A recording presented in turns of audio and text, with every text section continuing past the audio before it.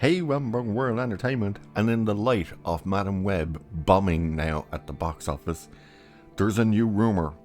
And the rumour is Amazon's Silk Spider Society axes entire writer's room.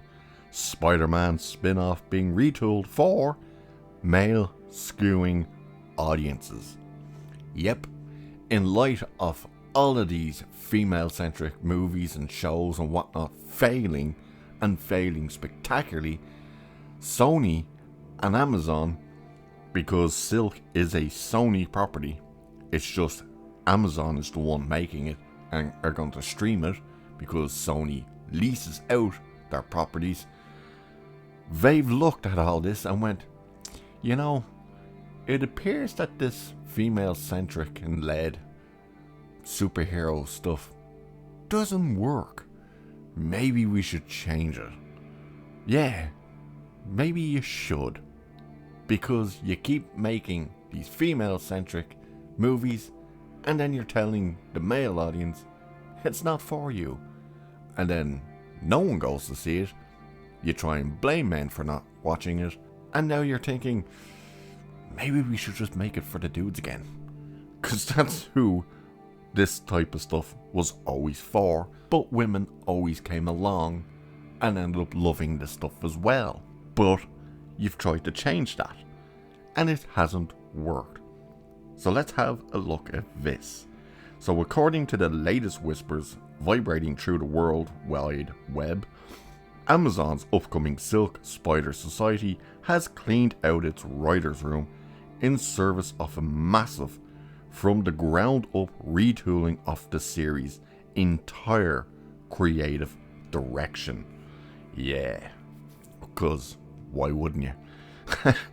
Produced by Sony Pictures Television in partnership with Amazon MGM, the series is set to follow the story of one Cindy Moon, a young woman with her own set of spider powers who, per the series' official logline, escapes imprisonment and searches for her missing family on her way to becoming the superhero Silk.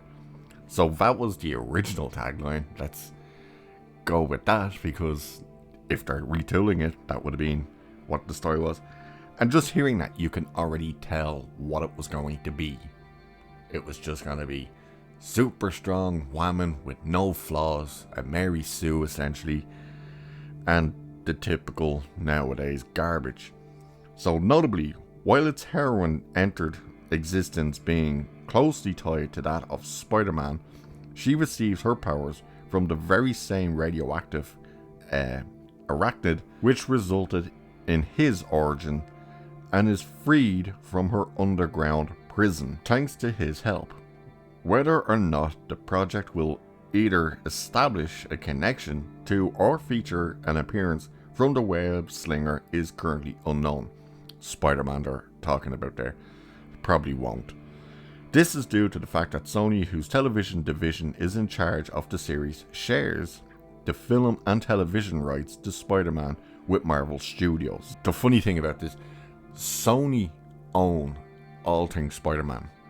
All things. The only thing they can't, they can, but it's their deal with Marvel, which I don't think they still have at present time. No new deal has been signed.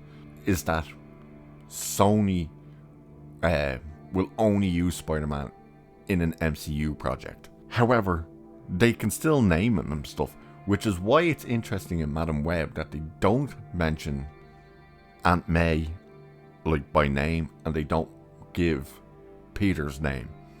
And everyone was saying, oh, it's a rights issue. It's not a rights issue because Sony owned the rights. They absolutely could have used the names, but for some reason they didn't.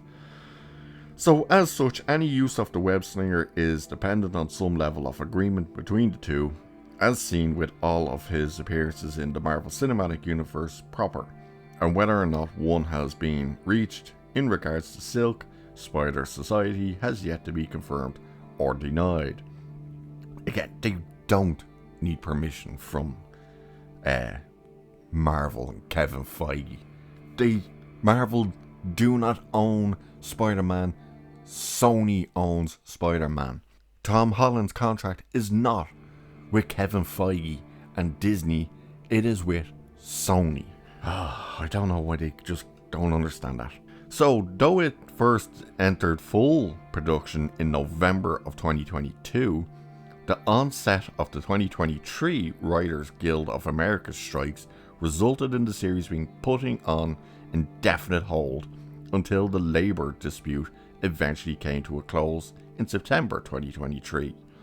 Following the strike's conclusion, Deadline reports that, per their sources, the Silk Spider Society's writers' room had been looking to get back in the saddle sometime in mid to late January 2023. I don't understand that part. They've been working since November 2022 and they were looking to get back to work in 2023, but January, the first month, why didn't they?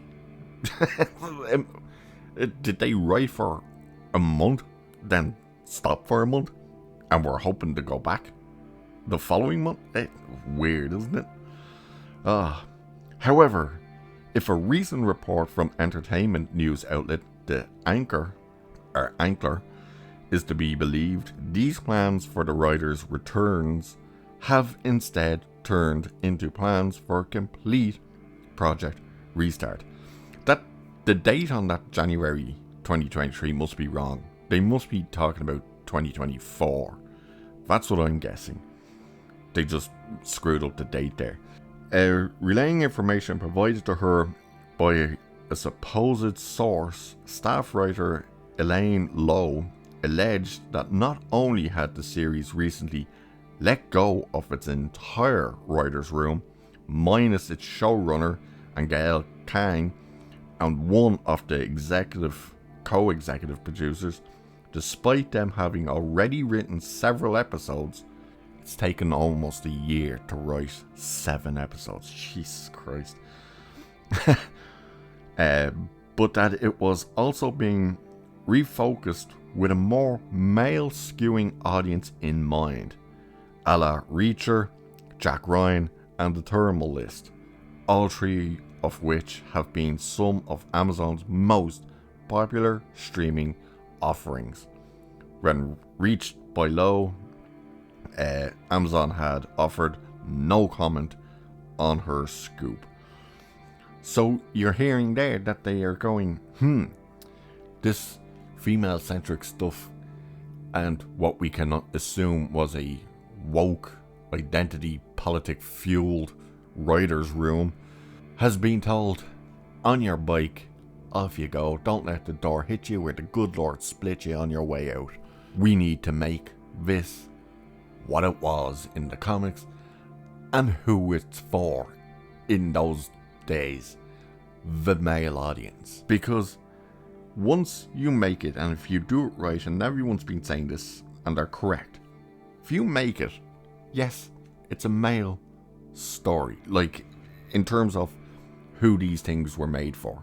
They knew it was a male property. Spider-Man, all this, it's for the boys. If you make it right for the boys, the girls will come as well, and they will enjoy it. Just look at how the MCU started. Even DC, it's a boys brand. It's undeniably a boys brand. However, women went to see these things. Women enjoyed the characters. Women enjoyed the stories as well. But then you start shoving the Mary Sue type of characters in the women's face as well, and just went feminism, feminism, feminism, and even the women got sick of it. And why wouldn't they? They're just like, Jesus Christ, give us something decent we want to watch. You took away everything that you say is the male gaze, and you tried to just make the women look more like men. You took the femininity away from the women. If you make it right, everyone will come and enjoy it.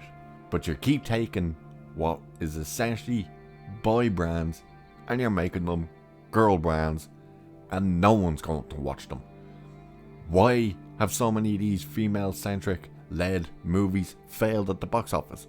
Where are all the women going to them? They didn't. They didn't. Again, more women went to see Rambo Last Blood than went to see the Charlie's Angels movie. That should tell you everything you need to know. But are they learning their lesson? Could this be the start of them going, maybe we should make this boy brand a boy brand again? Time will tell, I suppose, if the show even actually officially gets made and released. Let's see what happens. It doesn't mean it's going to be any good, but it means they might be starting to learn from their mistakes. Time will tell. And with that, I'll leave it there for this one. So cheers, I'll catch you in the next one.